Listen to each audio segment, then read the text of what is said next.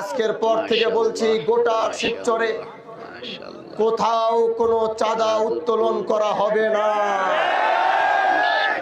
আজ থেকে শিবচরের ব্যবসায়ীরা তাদের আনন্দ মতো তাদের যেইভাবে মনে চায় যেভাবে তাদের ব্যবসা করলে ব্যবসা হবে।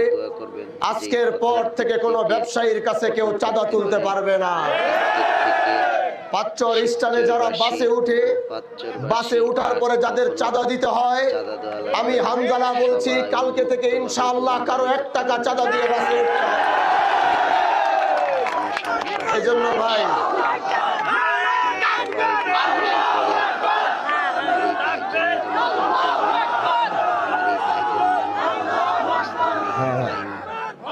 আমার আজকের পর থেকে বলছি গোটা শিবচরে কোথাও কোনো চাঁদা উত্তোলন করা হবে না।